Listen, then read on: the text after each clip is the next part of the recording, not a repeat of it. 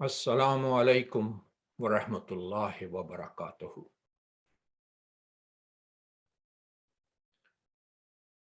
Ramadan Mubarak. Ashhadu an la ilaha illallah wahdahu la sharika lahu wa ashhadu anna Muhammadan abduhu wa rasuluh. Amma ba'du fa'auzu billahi minash shaitanir rajim.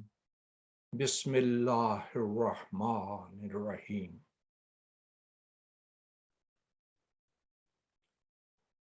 The topic of my presentation today in this blessed month of Ramadan, the topic being the importance and blessings of Duaa, supplication. My presentation is based on the guidance of Al-Quran.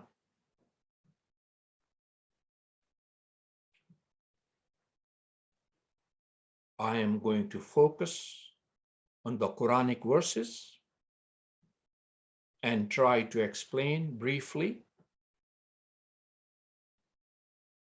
the message of Al-Quran.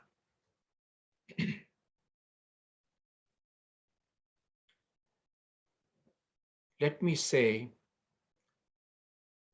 that my presentation today, or I should call it a talim session of today, is dedicated to the future of Al-Islam in America. The sun of Islam is going to rise from the West. In fact, the sun of Islam is already rising in America, in the West. Having said that, let me thank the leadership of the Masjidullah in Philadelphia,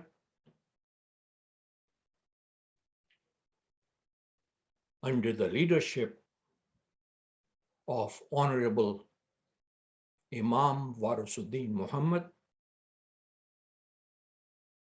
and the pioneers who made this day possible at this blessed masjid.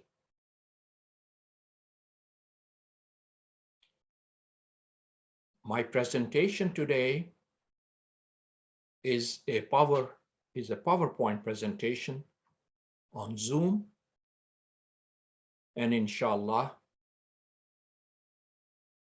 I will finish this presentation in the due time allocation, the time provided to me for this presentation.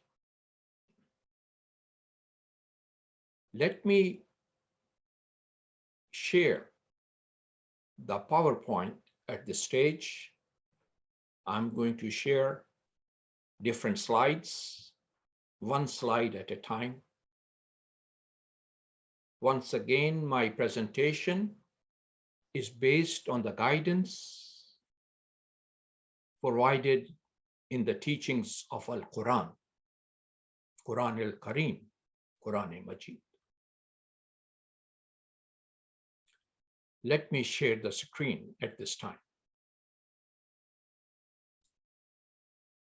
Bismillahir Rahmanir Rahim. The topic, as you can read here,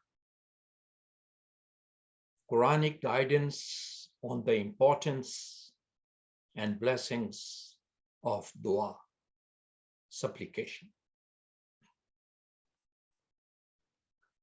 In Arabic, we can call it Barakat al Dua, as written on the top. Barakat al Dua.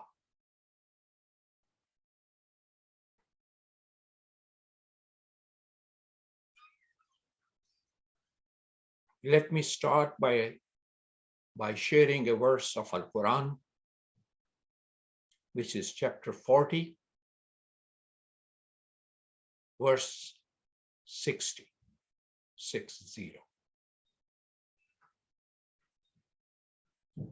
وَقَالَ رَبُّكُمْ أَدْعُونِي أَسْتَجِبْ لَكُمْ.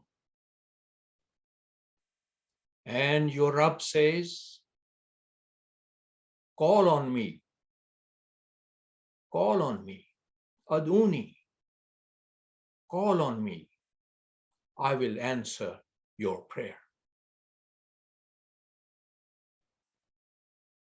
Now, this verse of Al-Quran is a command by Allah subhanahu wa ta'ala.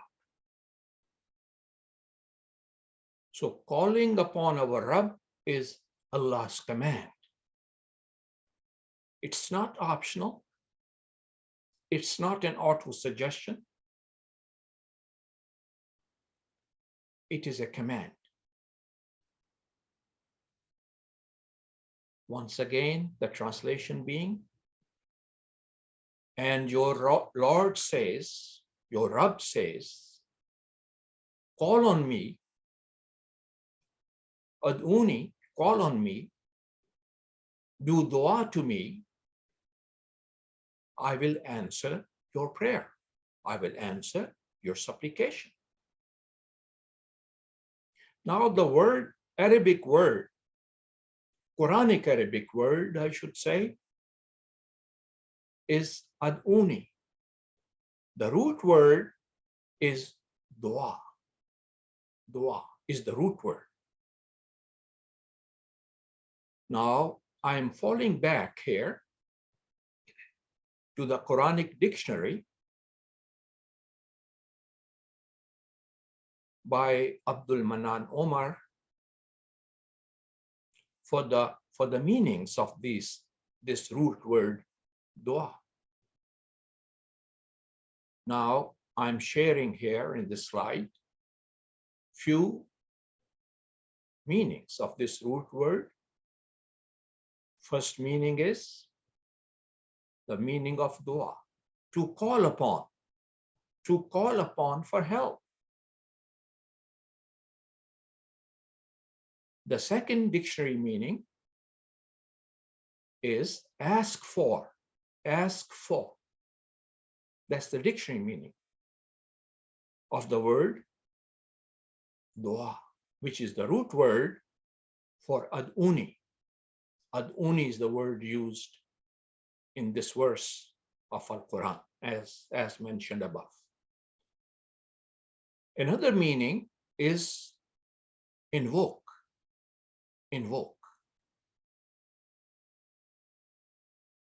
Another meaning is supplication. Prayer, dua.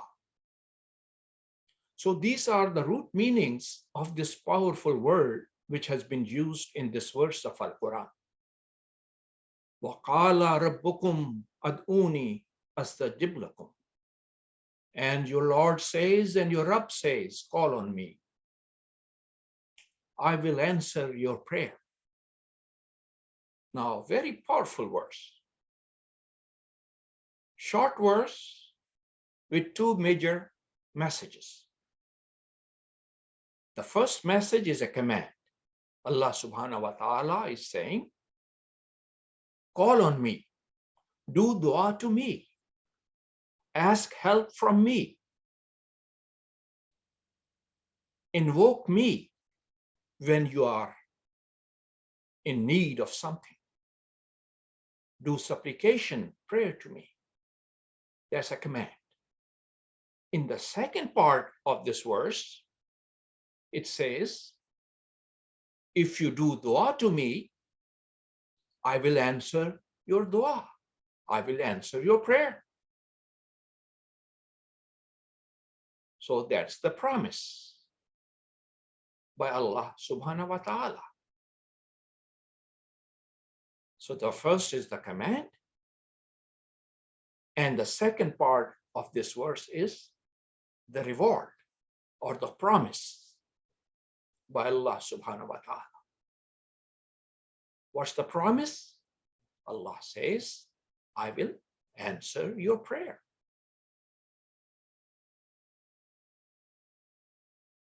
Let me give you another essence of this topic. Dua, which is supplication, is the essence of every religion and the sunnah of all the prophets, and the messengers sent by Allah subhanahu wa ta'ala for entire humanity, to all the people around the universe.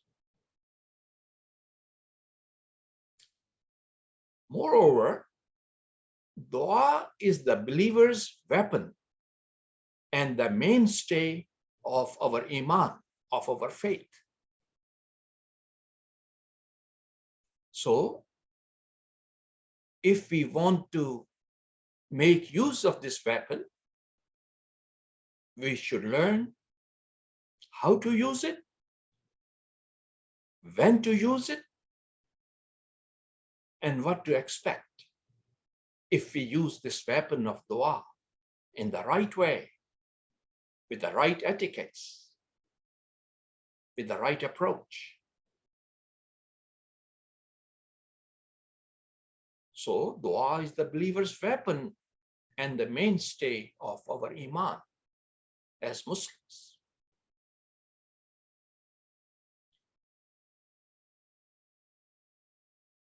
I'm going to share another powerful verse on this topic in Al-Quran. This verse is chapter 2, Surah Al-Baqarah, chapter 2, verse 186. It says, وَإِذَا سَأَلَكَ عِبَادِي أَنِّي فَإِنِّي قَرِيبٌ أَجِيبُ الدَّعْوَةَ الدَّاعِ إِذَا دَعَانِ. And when my servants, my worshipper, ibadi, and when my servants, my worshipper, ask you concerning me, tell them, I am nearby indeed. I answer the prayer of the supplicant when he prays to me, when he do dua to me.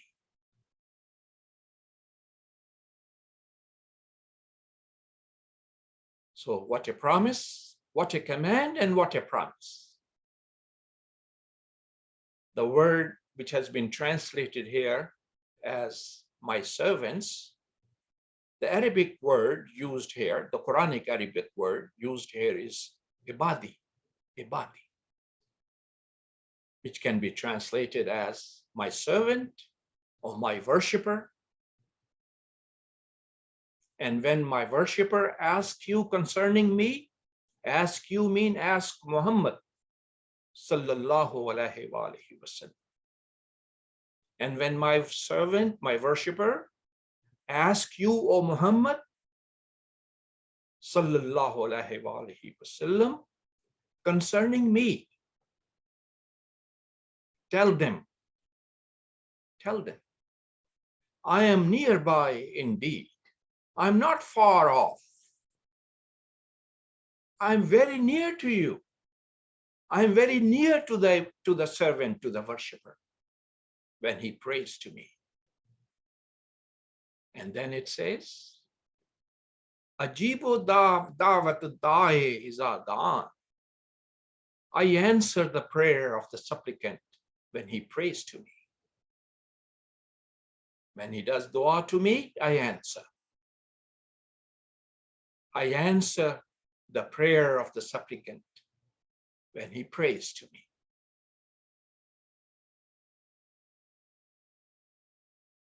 let me give you another Quranic verse on the on the same topic, or the same message, I should say. Chapter 50 of Al-Quran, Surah 16. وَنَحْنُ أَقْرَبُ إِلَيْهِ مِنْ حَبْلِ الْوَرِيدِ. We are nearer to him than even his jugular vein. This is how near Almighty Allah is to his worshipper, is to his servant.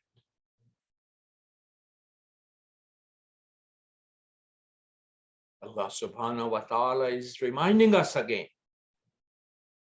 through our holy prophet, Khatamun Nabiyyin, sallallahu alayhi wa sallam. He's reminding us through our holy prophet Muhammad, peace be upon him. We are nearer to him, we are nearer to the worshipper than even his jugular vein.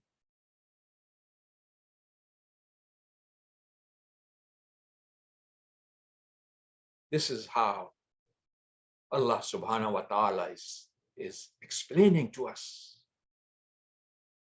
about his powers and his control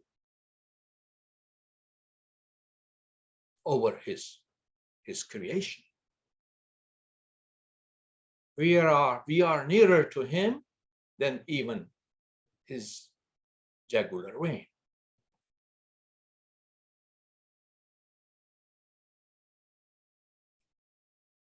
Another verse, chapter 25, Surah 77.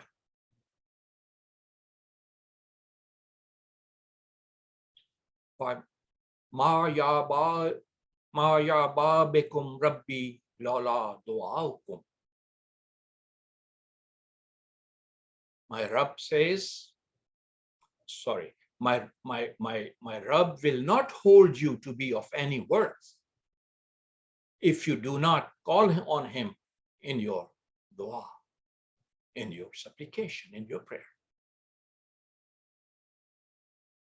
In other words, we are no worth. We are of no worth if we do not call on him in dua, in our prayers. It's a warning. Dua is a command. And if we do not fulfill our command, then we are of no worth to him, to Allah subhanahu wa ta'ala.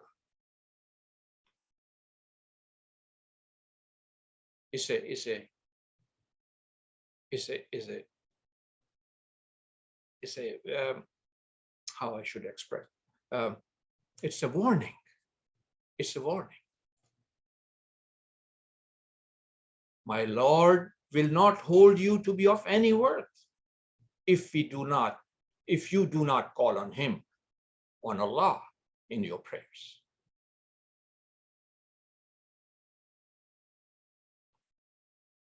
Another powerful verse. Innal lazina yastakbiruna an ibadati sayadkhuluna jahannama dakhirin. Another warning, another powerful warning.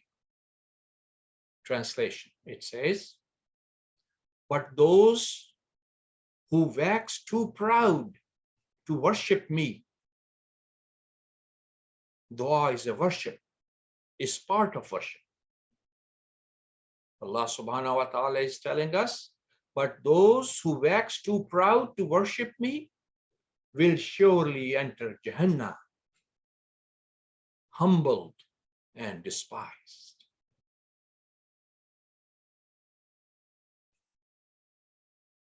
What a warning. We have to be careful. We have to fulfill the commands of Allah subhanahu wa ta'ala. And one of the commands is to do dua to him. Whenever we are in need, when we need help, we need guidance, we have to think of our Rabb and ask him. Nobody else but Allah subhanahu wa ta'ala himself. And if we wax too proud to worship him, then we have to be ready for the negative consequences of our pride.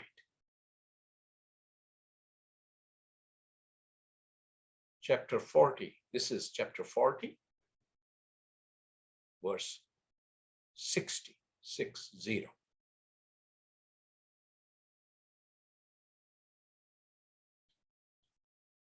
I am going to give you another verse of Al-Quran. Chapter 17, surah, verse, ayat, I should say. I think I have been saying it wrongly. Surah 17, ayat 110. Chapter 17, verse 110.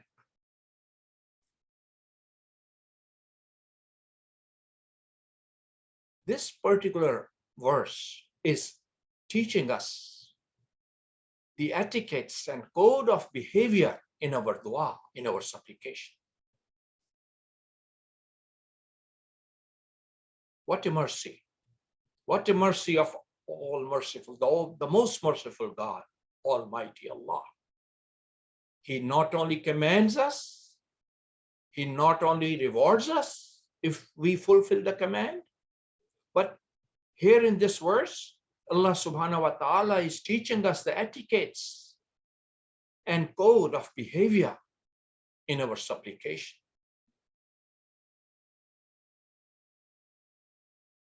Qul ud'ullaha aw ud'ur rahman ayyama tad'u falahul asmaul husna. Say, Qul, say, call upon him by the name of Allah, or call upon him by the name of Ar-Rahman, the most merciful benefactor, Ar-Rahman, the most gracious, the most merciful benefactor. In short, call upon him by whatsoever name you like. All beautiful names belong to him, the one God. All beautiful names, Al-Asma'ul Husna. All beautiful names belong to him. He is the one God, but he has many names. He has many attributes. Asma, Ism is the singular name, or Asma, the names. When we usually translate the word Ism by saying name. But this word Ism is a very powerful word. Let me see if I can explain the meaning of Ism at the end of this verse. In short, call upon him by whatsoever name you like. All beautiful names belong to him, the one God. And utter not your prayer, and utter not your prayer in a loud voice, nor utter it in a too low tones, completely concealing it. But seek a middle course. What seek a middle course? Not too loud when you are doing dua, when you are asking help, when you're seeking guidance from Almighty Allah, who is also Ar-Rahman, who is also Rabbul Alameen, who is also Ar-Rahim, who is also Malik Yawmiddin. All beautiful names. We can call on him. We can ask him for help. by invoking his powers. Ism, all ism means power. Attributes, that's another dictionary meaning of the word ism. Names of Allah means powers of Allah. Names of Allah also means the attributes of Allah. The powers and attributes is called ism, which we translate as name.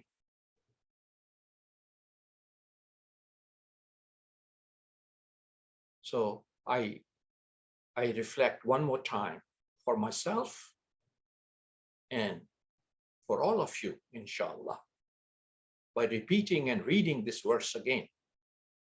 Say, call upon him by the name of Allah, or call upon him by the name of Ar-Rahman. In short, call upon him by whatsoever name you like, but whatsoever attributes of Allah you like, whatever powers of Allah you like to invoke.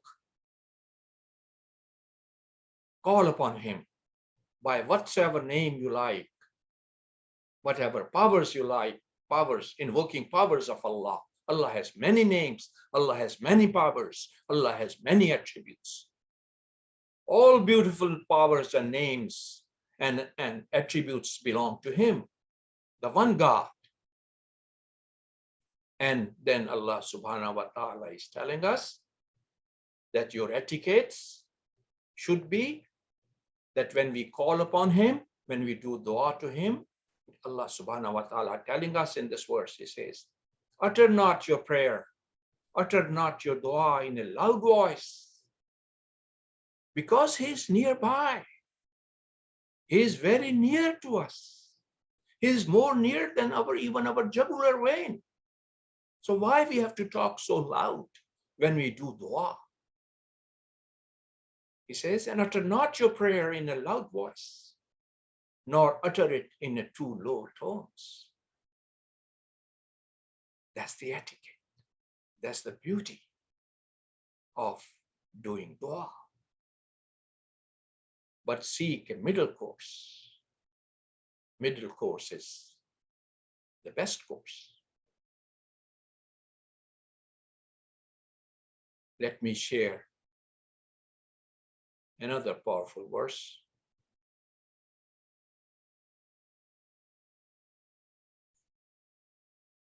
In fact, let me reflect on the very first chapter of Al-Quran, Surah Al-Fatiha. Surah Al-Fatiha is a very comprehensive dua, is a very comprehensive prayer. It's a very comprehensive supplication. The very first 7 verses of Al-Quran, Surah Al-Fatiha. Just reflect on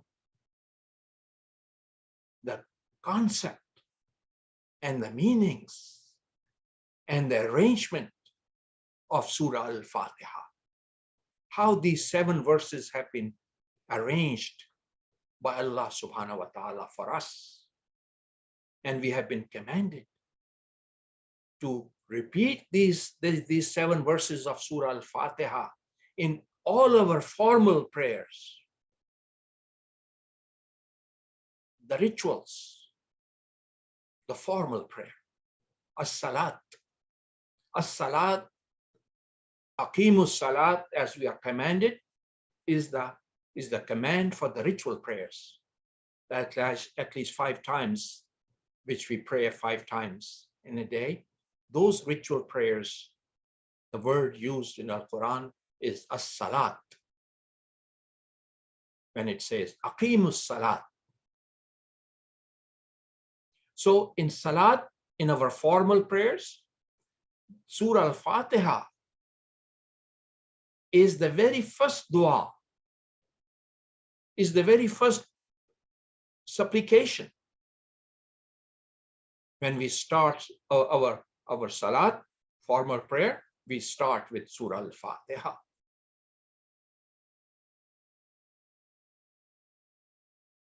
So look at the etiquettes. Look how the Surah Al-Fatiha have been arranged.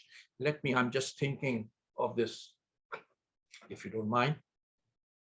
This is a book I have just published, not just, but a couple of years ago. It's the topic of this small booklet. It's about 100 pages. Anyway, this booklet is the meanings, the detailed meanings, and the conceptual meanings of Surah Al-Fatiha.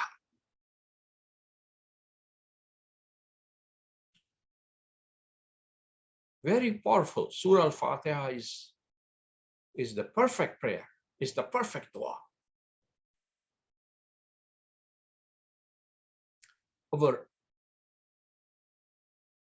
As you can imagine, as when you reflect on Surah Al-Fatiha, see how it's arranged. Bismillahir Rahmanir Rahim. Alhamdulillah Rabbil Alameen. Ar-Rahman Ar-Rahim.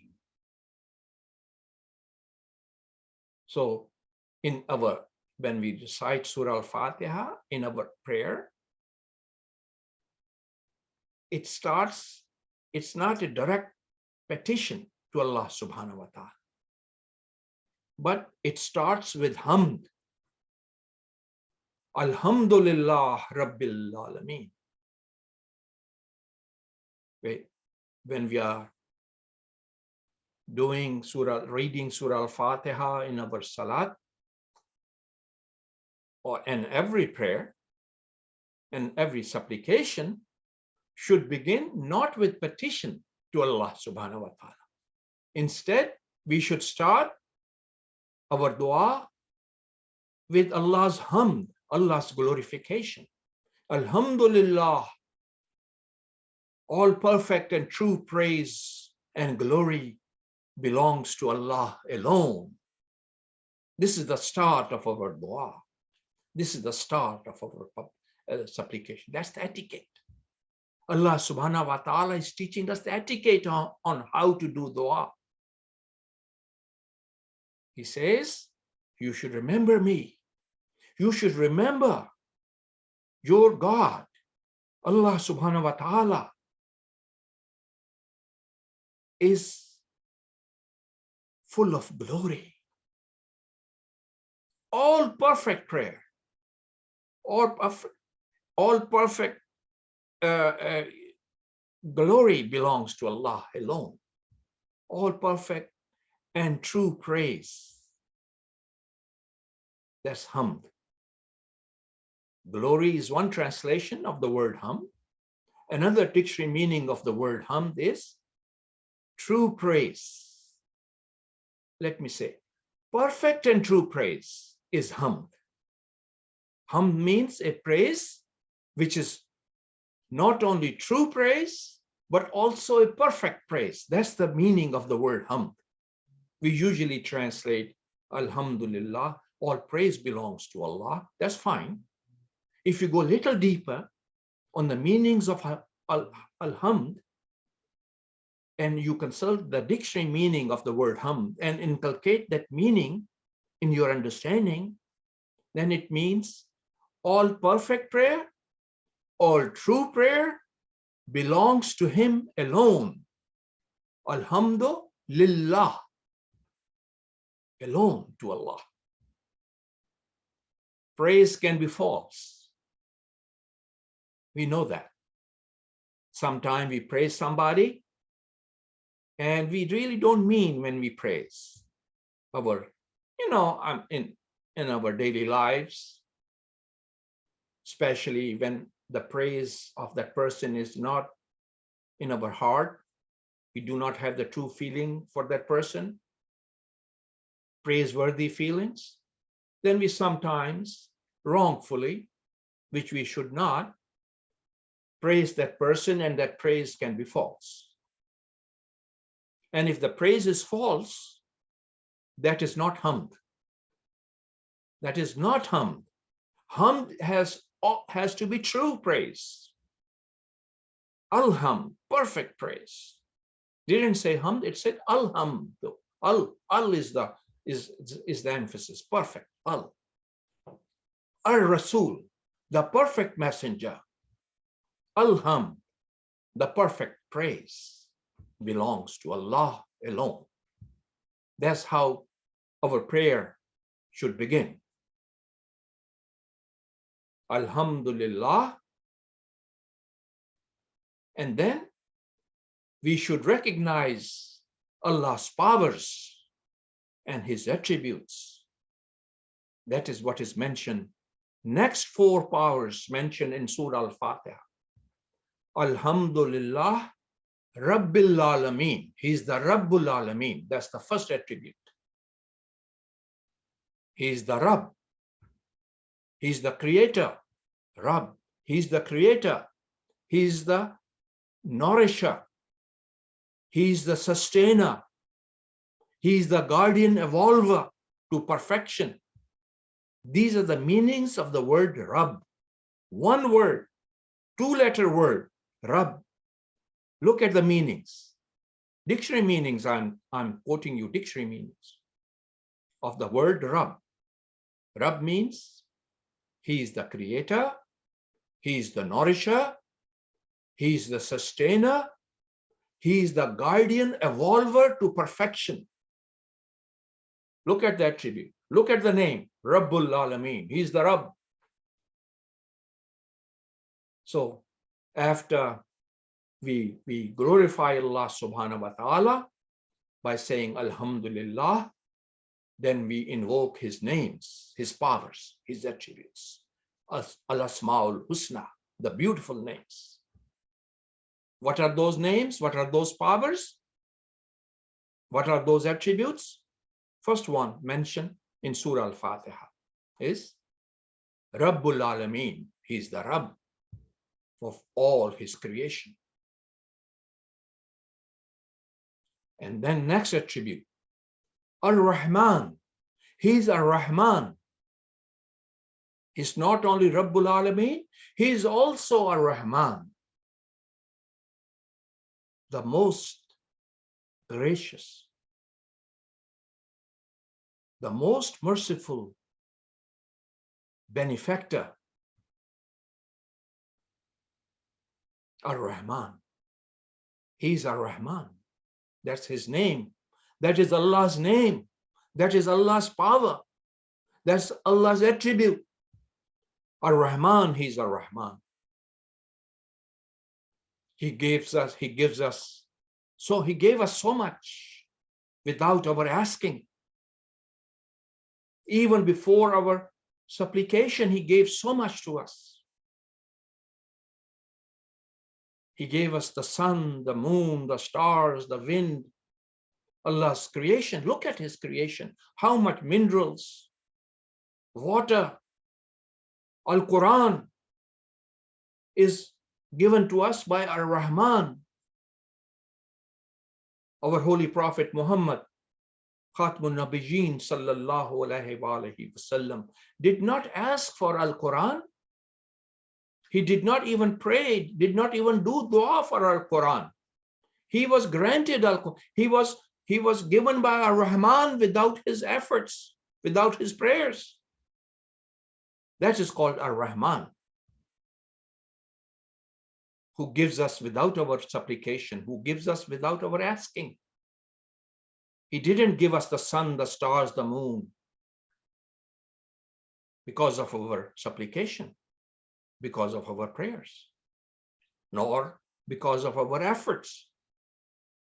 He gave us without our efforts, without our prayers, because he has that power. He has that attribute, who gives us without our asking, who can give us and who gave us without our asking. That is conceptual meaning of Ar-Rahman. Usually we translate this word Ar-Rahman by merciful benefactor, or the most gracious, or the most merciful benefactor. This is English language. But the real name given in Al-Quran is Ar-Rahman. So we start with our supplication in Surah Al-Fatiha by invoking this, first the hamd of Allah subhanahu wa ta'ala, then invoking the power of Rabbul Alameen, and then the second power mentioned here is Ar-Rahman, and the third power mentioned in Surah Al-Fatiha is Ar-Rahim, merciful Redeemer, the ever merciful Redeemer. In other words, whatever God gave us, whatever Ar-Rahman gave us, I should say, we have to make use of it for the betterment of ourselves, spiritual betterment, material betterment. We have to make use of everything which God has created for us without our asking. We have to make use of it in a proper way, in a guided way, according to the guidance of Al-Quran. And if we do make use of that creation of Allah subhanahu wa ta'ala and Allah's guidance, Allah says, I am Ar-Rahim. I am the merciful, the ever merciful Redeemer. I will reward you. I will reward you for your dua. I will reward you for your supplication. I will reward you for your efforts. I will reward you for your for the sincere guidance and supplication, sincere efforts and supplication. Who rewards us? Ar-Rahim rewards us. That is the name of Allah subhanahu wa ta'ala. So we have to invoke our the supplication. But before our supplication, we have to invoke the names of Allah subhanahu, the powers of Allah subhanahu wa ta'ala. That's the etiquette. That's the way to proceed for dua. So Surah Al-Fatiha is guiding us now. Alhamdulillah Rabbil Alameen Ar-Rahman Ar-Rahim. Ar-Rahim is the third attribute, third name mentioned in Surah Al-Fatiha, third power. And then the fourth power is mentioned, fourth name, Malik Yawmiddin. Rabbul Alameen Ar-Rahman Ar-Rahim Malik Yawmiddin.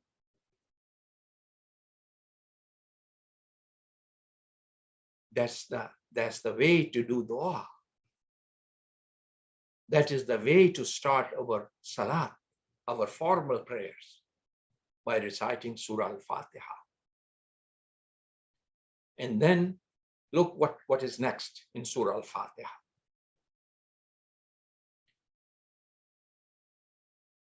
After saying Malik Yawmiddin, it says, Iyyaka na'budu wa iyyaka nasta'in. We worship you alone. O Allah, who has these powers, Allah of these powers and attributes, we invoke these powers, we invoke these names, and then we ask for help. Help from whom? We beseech help from whom? From Allah, who is Rabbul Alameen, who is Ar-Rahman, who is Ar-Rahim, who is Malik Yawmiddin. Iyyaka na'budu, we do worship you alone, and we seek help from you. And then, Iyyaka na'budu wa iyyaka nasta'in, Ihdinas siratal mustaqim. Now, this is the supplication. Now the supplication starts. Ihdinas siratal mustaqim. Guide us to the straight path, the path of those on whom you have bestowed your blessings, not of those who incurred your displeasure and who have been misguided. So that the second half of Surah Al-Fatiha is the dua. The first half of the Surah Al-Fatiha is invoking the hamd and the powers and the names of Allah subhanahu wa ta'ala.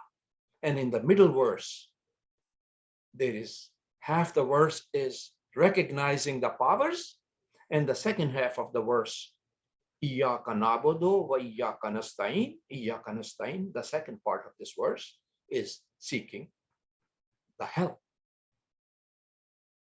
What a prayer. What a powerful Surah Al-Fatiha. I spent a little bit more time on the Surah Al-Fatiha. It's a very powerful surah, very first chapter of Al-Quran. I strongly recommend everybody to go deeper. There's so much written on the meanings of Surah Al-Fatiha. I want you to go into the commentary and the meanings of every word of Surah Al-Fatiha, inshallah.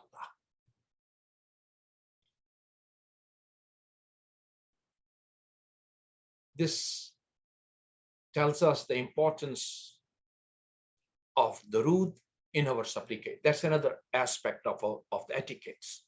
Allah subhanahu wa ta'ala is teaching us the etiquettes, the way we should do dua. The best example is the example of Surah Al-Fatiha, which I tried to explain you briefly. Another verse of Al-Quran teaches us another aspect of the etiquettes, another important part of the etiquettes on how to do dua. Chapter 33, verse 56. Inna Allaha wa malaikatahi yusalluna ala nabi ya ayyuhallazina amanu sallu alayhi wa sallimu taslima. Translation. Verily, Allah and his angels bless this prophet. Believers, you also invoke Allah's blessings upon him and salute him with the salutation of peace. That's another guidance by Allah subhanahu wa ta'ala himself. He's teaching us the etiquettes for the acceptance of prayer, for the acceptance of dua. Allah subhanahu wa ta'ala is telling us that we should. So I read this translation.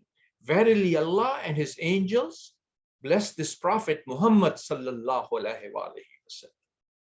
Believers, you also invoke Allah's blessings upon him, upon our holy prophet Muhammad sallallahu alaihi wasallam, and salute him with the salutation of peace. That is why it is highly recommended, not only in Al-Quran, by the example of our holy prophet and the companions of the holy prophet Muhammad sallallahu alaihi wasallam, that when we do dua, we should do Darûd. We should say Allahumma salli ala Muhammadin wa ala ali Muhammad kama sallaita ala Ibrahim wa ala ali Ibrahim innaka hamidum majid. This is the Darûd, which is a very important part, especially at the very end of our supplication. We should not forget. We can do it in the beginning. We should recite the Darûd in the beginning or at the end of our supplication, of our dua. That is part of the etiquettes on the doing of dua.